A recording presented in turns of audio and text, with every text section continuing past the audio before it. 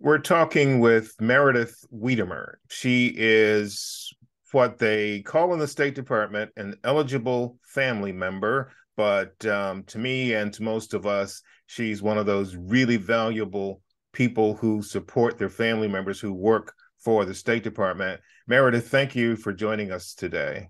JJ, it's a pleasure. Thank you so much for having me. So I want to make sure I got this right. There's kind of a long uh, title to this.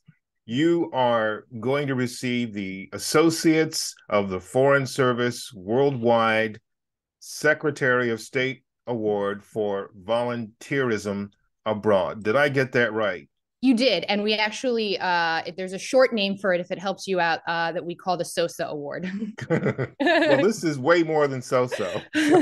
But thank you again for taking time to talk Thank to us. you.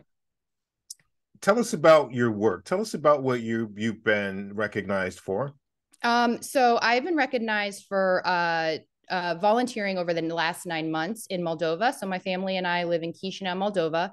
And for those of you who don't know, Moldova is a country that borders Ukraine, and it is currently the only bordering country of Ukraine that is not a EU member, and is also not a member of NATO. So as we can probably talk about later, it's a strategic country in our current conflict. But I've been awarded for my work specifically with refugees. So we've had almost 500,000 refugees come over the border into Moldova since the conflict started in late February, early March. And there's currently about 90,000 refugees that are still residing, that are calling Moldova their home temporarily, we hope, for now. So back in March and April, I helped lead a donation center in partnership with the Peace Corps. And we provided support to close to 300 or 30,000 refugees. At the time, we were providing support through hygiene, food, toiletries, and other basic needs. And about 2 weeks into doing that volunteer work, I had been raising money with family overseas because this was all privately funding. This was a grassroots effort. The international organizations had not set up shop yet. So I had family sending me money through Venmo and PayPal. And within about 5 weeks, I had raised about $100,000, and all of that money was going directly back to the refugees. And about 2 weeks in, when we realized this was not going to end, and I had been seeing on a daily basis, I'm a mother myself to 3 kids, children walking through the door with their mothers, exhausted, tired, wet from the snow, holes in their shoes, so desperate for just a bottle of water, ramen, diapers. And when we realized this conflict was not going to be over, I said, more has to be done, right? Like, what's going to happen to these women and children? They're Yeah, here alone. They're not with source support system. And I realized that something more needed to be done for these women, some sort yeah, of support. yeah. Um, and I worked to open up a place called the Sunflower Center, which is a community center. And what we do there is provide psychosocial support for women through group counseling, friendship circles, and meditation. And at the same time, we provide early childhood development for children. And we do that through the arts, through creative arts. Yeah. Well, I was going to ask you to characterize the importance of this work you're doing to women, but I think that example that you gave kind of nails it. So what kind of feedback do you get from these women once they come through the door exhausted and wet and cold and Mhm. just, seemingly out of hope? How do they respond to this opportunity, this work, this gift that you're giving them? I think, like anybody who is in a situation where they're looking for help, when the help comes, they're just so grateful. So, to be in a vulnerable position like that, especially, having to flee your home, I think you're grateful for any help. But when people realize that the help that we're offering, number one, is free, and number one is, we actually, at our center, all of the women who actually are there, who we employ, are actually Ukrainian women themselves. Yeah, They're also refugees as well. So when these women walk in the door, they're not greeted by a foreign language. They're not greeted by a stranger. They're greeted by someone who is from their right. own community. So that really also goes a long way. Yeah, that was what I was going to ask you is describe your team, but I think you kind of Yeah. already given us a bit of a snapshot. How big is the team, and how do you work around the clock? How do you work? So right now, so we've tailored down, so we sort of keep normal business hours now. So the majority of our team is Ukrainian women. And then we also, the Moldovan response to this refugee crisis has been tremendous. They've just opened up their country, to help people. So I have partnered with a local Moldovan NGO called Family Federation of Moldova.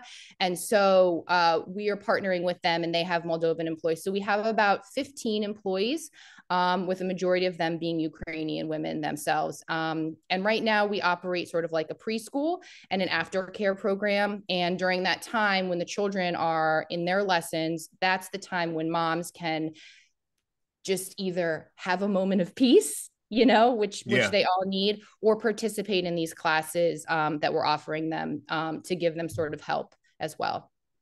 Yeah. Can you give us a sense of how important this presence is in Moldova right now? Because, Ukraine is really under the gun right now, but Moldova is right next door. It's right So next can you door. give us a sense of the importance of this presence? So the importance of the presence of just the United States, or the work, the refugee work, or both? Well, I think considering that we're talking to you about Yeah. getting this award from the State Department, I would Yeah. say Yeah. all of the above. Yeah, so basically the presence of, first of all, just the State Department, USAID, and Peace Corps, who are sort of like the three predominant, United States presence there. It's vital, right? So between Moldova and Ukraine is the breakaway region of Transnistria, which is a pro-Western territory. And like I mentioned earlier, not a NATO country, not a member of the EU. And historically, Moldova has had a complicated past, being a former Soviet country, as well as still has a heavy 50% pro-Russia. So it is absolutely vital that our presence, sort of the Western and the US presence, remains strong there. In terms of the refugee crisis, these people have nowhere to go, right? And I think we want them to go back home, right? So the importance of providing support for refugees during this time, especially children, right, is not allowing them to fall behind, right? Yeah. We know that if children are given love, given support, given a chance at education, given a chance to think and create freely, that they have a chance to continue to do well, no matter, what their potential path is. So we want to keep these children not only safe, but we want to keep them engaged in learning, engaged in thinking creatively. So when they go back home, they feel that their time that's been disrupted as a child does not hopefully harm them in the long term. And also just for them to know that there's other people out there, like Americans, like the West, that truly do care what's going on and are invested in their future. Yeah, this is super important right now. Give us a sense of, I guess, maybe some of the hardest days that you've had, and maybe an example of a good day. The hardest days, definitely, I hope I don't get emotional, were definitely at the beginning, when it was early March and it was snowing every single day, and there were mothers coming in with literally nothing on their backs but their coats, and their kids have, tattered clothing. Their husbands had to drop them off somewhere at the border. They had to walk hours to get over the border, get on a bus, and walk in our doors.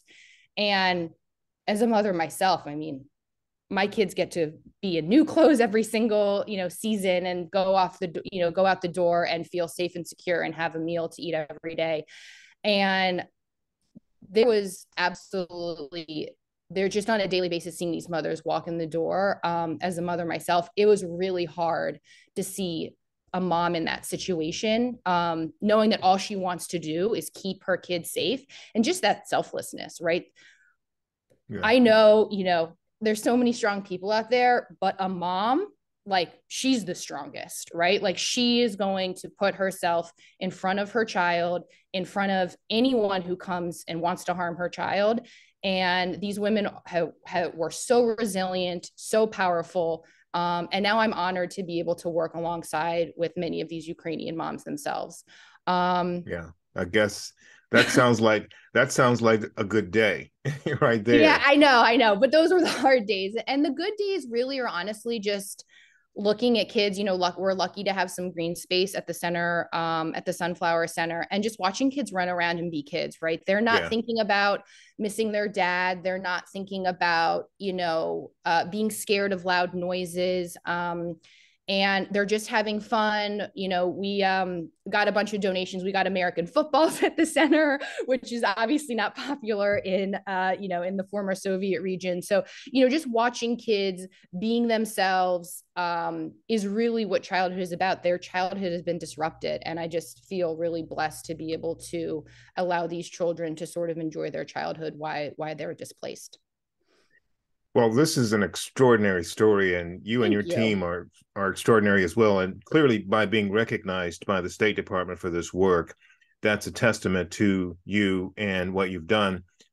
I'm going to end, if you will, allow me to, by asking you about your hopes and plans and dreams for this work for the future. So my deepest hope is that the war ends and these families can go home, and we can actually take and convert this center. Moldova is one of the poorest European countries in the world. So the ultimate goal is that the center that I've helped found can actually go back into the community of Moldova and support the vulnerable families that are living there in the long term. And we've worked to get long-term funding by a few international organizations. But in the short term, I hope that, my center, the Sunflower Center, can continue to stay open, support these families, and help just keep these children motivated to learn, motivated to create, and to give these mothers a place to let them know that they're not alone, that even though they are alone and away from their husbands and away from their families and separated, that they know that America and the West and people are on their side, and that we have not forgotten, even though we're 9 months into the conflict and the headlines change, is that we're standing by them. So really, my hope for the future is that everyone can go home. But until then, just continue to let people know that we're not forgetting about them and that we're here for them. Well, Meredith, thank you. Meredith Wiedemer is the recipient, one of the recipients of the Associates of the American Foreign Service Worldwide Secretary of State Award for Outstanding Volunteerism Abroad. And as she said, it's nicknamed the So-So, but we say it's nothing like So-So. It's way more than So-So. But thank you so much. And for those of you watching Global, thank you for watching. Please let your friends and family, colleagues know and subscribe to us. And let's keep an eye on the work that Meredith and her team are doing in Moldova, which is great. Thank you again, Meredith. Thank you so much. Have a great day. Thank you, everyone.